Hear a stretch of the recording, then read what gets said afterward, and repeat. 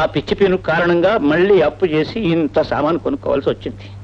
అందుకే వేధవకి మరణ మాత్రం చేసి ఇచ్చాను. ఈ పాటికి చచ్చి ఉంటాడు. ఎవరా కొత్త పేషెంట్? వాడు బ్రతికి బట్టగట్టి మళ్ళీ వస్తున్నాడా? అంటే నేను ఇచ్చిన శతసహస్ర చూడమని ముద్ద తిని కూడా వాడు బ్రతికాడా? అయితే వాడు వచ్చి మళ్ళీ ఇవన్నీ ఎరగొట్టేస్తాడు. దవసం దవసం దవసం సర్వం దవసమే. కర్మ కర్మ కర్మ కర్మ కర్మ.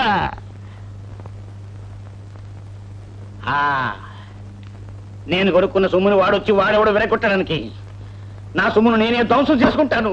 వాడికి అవకాశాన్ని ఎవరే ఇవ్వను. వాడు నేను కూడా దర్దాపుకు రానివ్వరు. వాడి చిట్టుకే నీకు దొరికిందల్లా మొదలు కొట్టావు.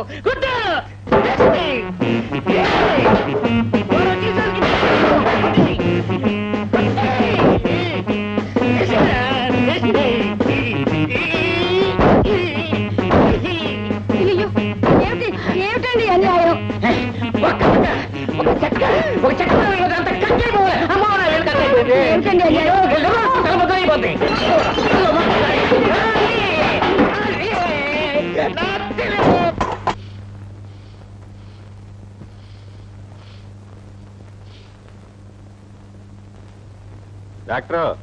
డాక్టర్ మావాడొచ్చాడు.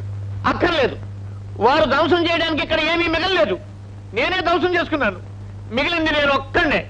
ఇదిగో ఈ గొడ్డలు తీసుకుని నా నెత్తి రెండు చెక్కలు అయ్యేటట్టు కొట్టమానండి. డాక్టర్ ఏమిటి మీరు అనేది?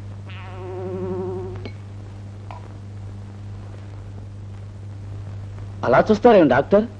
నాకు పూర్తిగా నయం అయిపోయింది మీ దయ వల్ల. మీరిచ్చిన మాత్ర ముద్ద నా జీవితానికే కొత్త వెలుగునిచ్చింది. నిజంగా మీరు డాక్టర్ కాదు, నా పాలిట దైవం. ఆ పంచర్ చాప ఎవరా బుచ్చిబాబు? తీసుకోండి దైవమా. ఏమిటి నీకు నయం అయిందా? నేను ఇచ్చిన మందుతో నీకు నయం అయిందా?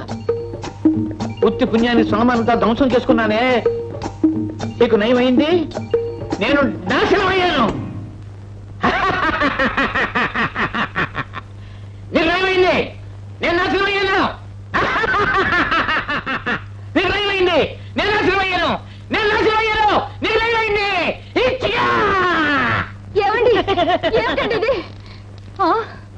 ఏమైంది బాబు? పాపం డాక్టర్ గారికి పిచ్చెక్కింది.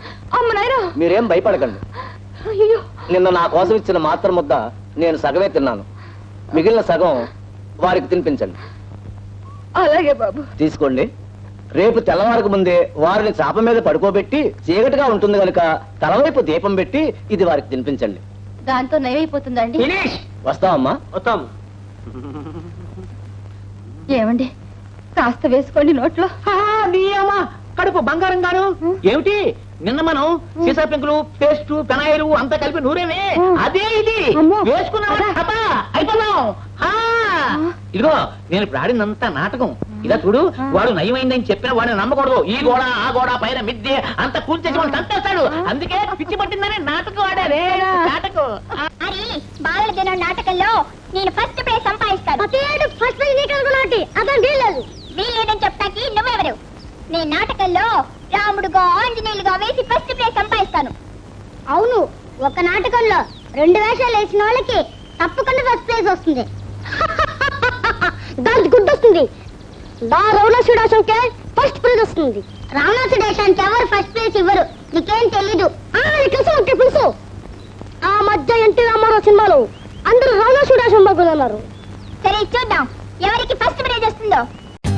For more updates, like, comment, subscribe to our channel. Hey darlings, గంటని click చేయడం మర్చిపోకండి.